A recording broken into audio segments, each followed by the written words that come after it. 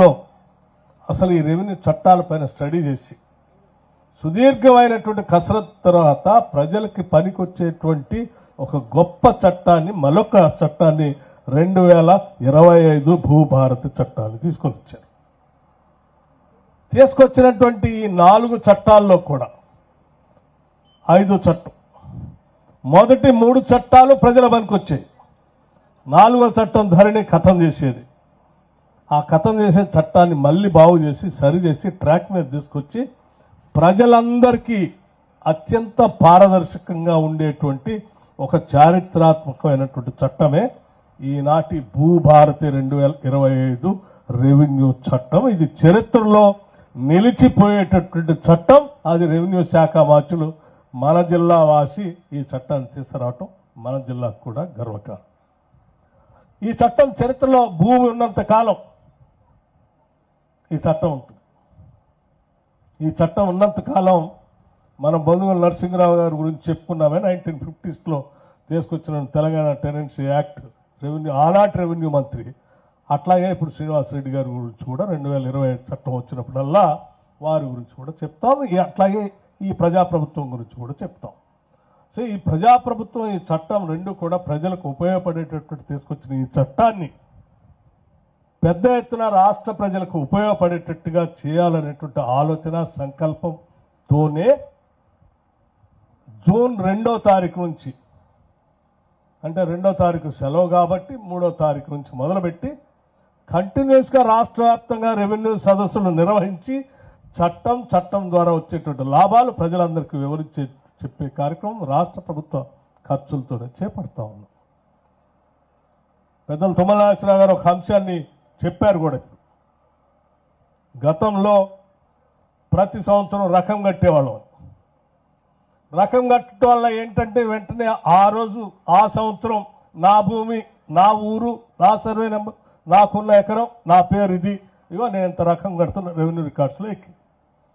దానివల్ల ఆ భూ యజమానికి కూడా స్పష్టత ఉండేది. నేను ఈ సంవత్సరం కూడా పోయి రికార్డ్స్లో నా పేరే ఉంది, నేను రకం కట్టేసి వచ్చేసానని నమ్మకం ఉండేది. సరే 10 సంవత్సరాలు వారు గాలికి వదిలేశారు. ఇప్పుడు మళ్ళీ తిరిగి సరే రకం అది డబ్బులు రుసుము పేరు మీద మనం కట్టకుండానే రెవెన్యూ సదస్సు, గతంలో జమాబందీ అని ఉండేది అలాంటి కాంగ్రెస్ ప్రభుత్వాల్లో కూడా,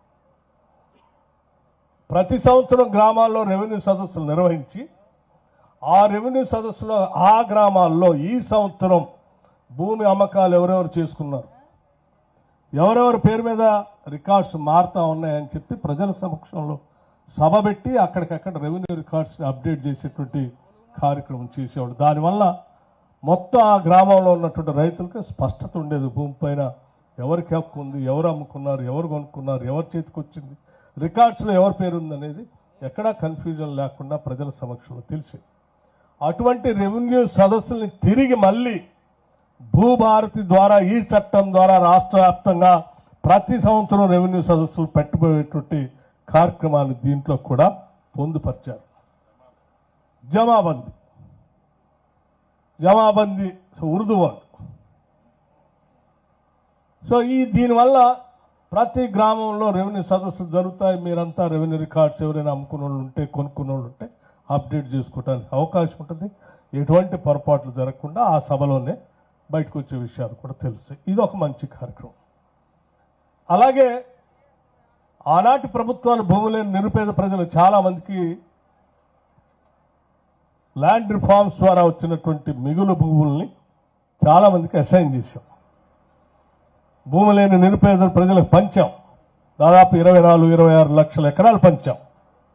ఆ పంచిన భూములకు సంబంధించి కూడా ధరణిలో చాలామందికి పార్ట్ బిలో పెట్టి వాళ్ళకి పాస్బుక్లు ఇవ్వలేదు. అటువంటి వాళ్ళందరూ జెన్యున్గా ఉన్నటువంటి వాళ్ళందరికీ తిరిగి ఎగ్జామిన్ చేసి వాళ్ళందరికీ వాళ్ళ పొజిషన్లో ఉంటే వాళ్ళకే పాస్బుక్లు ఇచ్చేటువంటి కార్యక్రమానికి కూడా ఈ చట్టం చేసుకొచ్చిన తర్వాత ఈ రాష్ట్ర ప్రభుత్వం నిర్ణయం చేసింది. ముందుకు పోతా ఉన్నాం.